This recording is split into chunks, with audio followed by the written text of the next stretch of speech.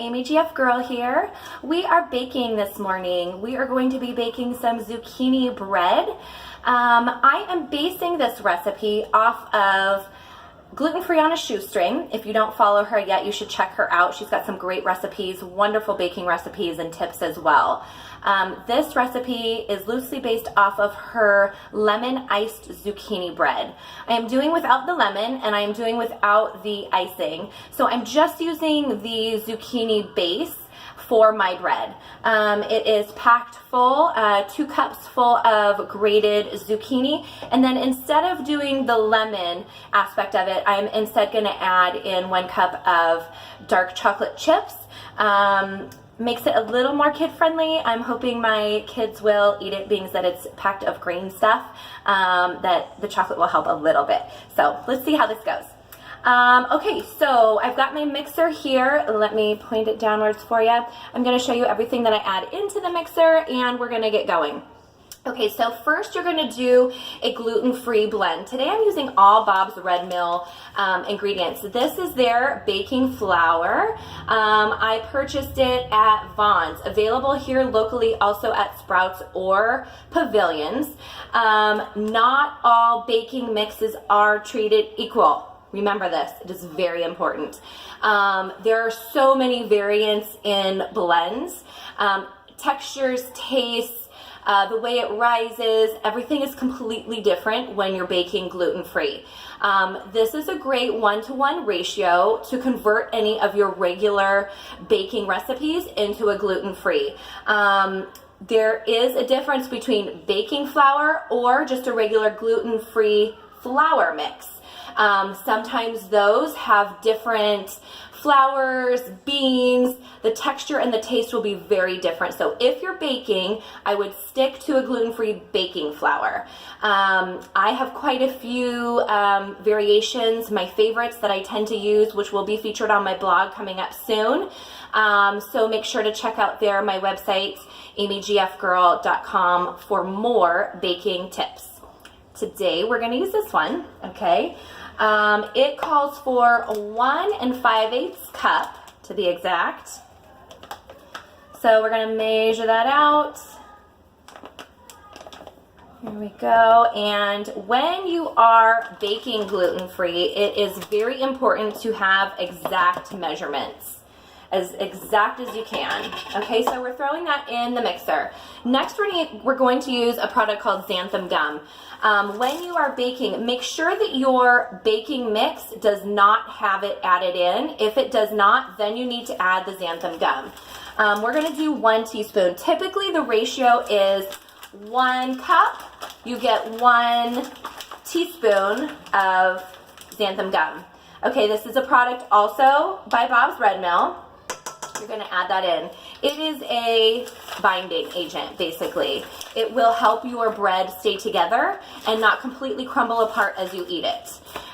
When you take out regular flour or wheat that has gluten in it, you are taking out that agent that keeps everything together and binds it. So you need to add something else in, otherwise you're going to have a crumbled mess on your plate.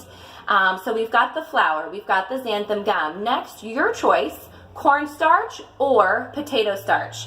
I'm going potato starch, also Bob's Red Mill. We're going to do 6 full tablespoons. So it may sound like a lot. If you've never experienced potato starch before, it's super light and fluffy. Really, it feels like snow. So we're going to do 6, sounds like a lot, tablespoons of that. 2.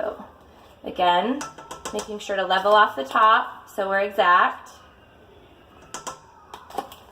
Okay. And last one. Okay, next we are moving to baking soda. You're going to do 1/2 teaspoon. Okay, and then you're going to do 1 full teaspoon baking powder. If you haven't heard this trick, also shake up your baking powder before you use it. Typically it's not a product we use a ton. Keep it in your refrigerator as you do baking soda.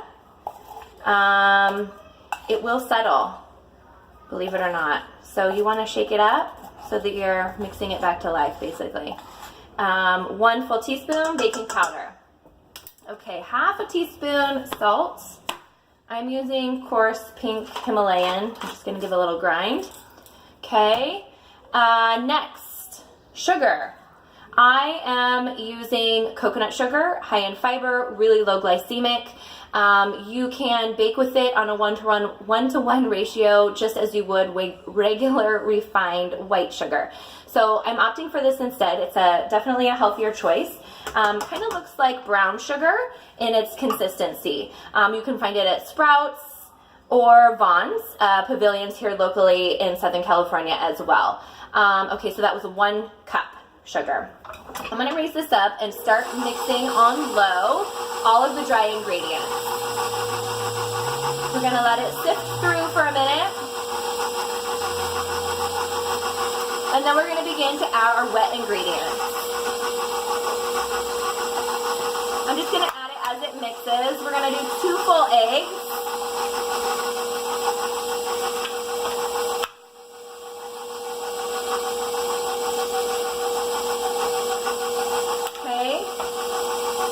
Next, we are using an oil. Now, the recipe calls for a neutral oil, canola or peanut.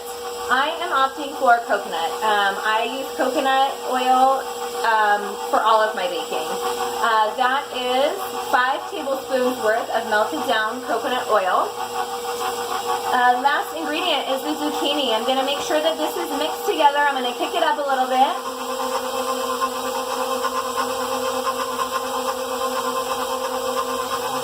Look a little dry and crumbly in its texture, not to worry.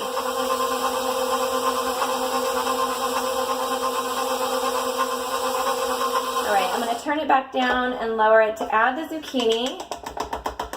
And then, holding tight, I always forget my spoons when I do these videos. It's ridiculous. Silicone spoon. Okay. We're going to push down all of the ingredients off of the side and off of the paddle of your mixer. And then we're going to start it back up again. Roll it up. You've got the zucchini in there now. Let's keep it on low for a second just to give it a minute to get combined. And then you can kick it up a bit.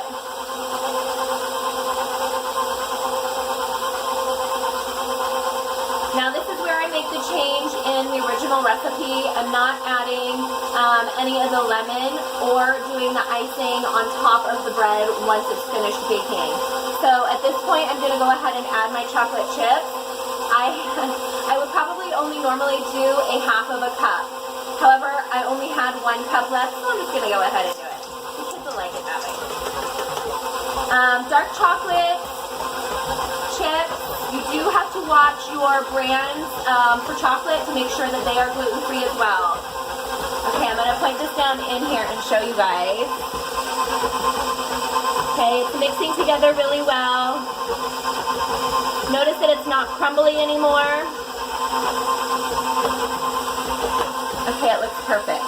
I'm going to go ahead and turn it off. Our oven has been preheating at 325 degrees. And I've prepared the bread pan. It says to grease the bottom of your pan. So greasing to me is coconut oil spray. I use this for all of my baking whenever I need to line my pans with something before I put the batter in. Coconut spray, it's just coconut oil basically, can be found at Vaughn's or Pavilions here. So with that, I'm going to remove the paddle. Point it back down here for you. And we are going to put the batter right into the pan. Like I said, your oven has been preheating to 325 degrees. You're going to bake this for 50 minutes, almost a full hour. Okay, it sounds long, but the bread is dense and it does have vegetables added. So you will definitely need that cook time. Okay, I've got my bread pan here. This is going to be a great treat.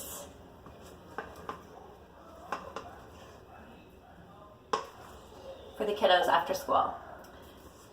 and wonderful with my coffee for breakfast tomorrow morning, which is what I'm really excited about. Okay, so once you get it all out, you need to level it off. Halfway through your baking time, I would check to see how golden or brown the top is getting.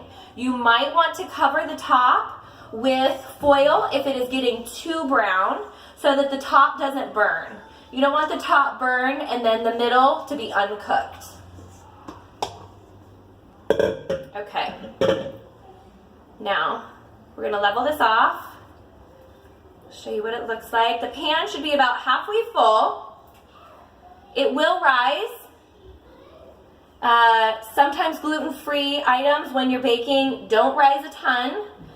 Just depends on the flour blend that you are using.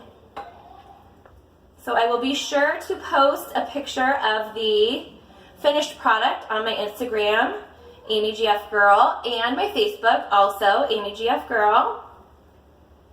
Okay, ta-da!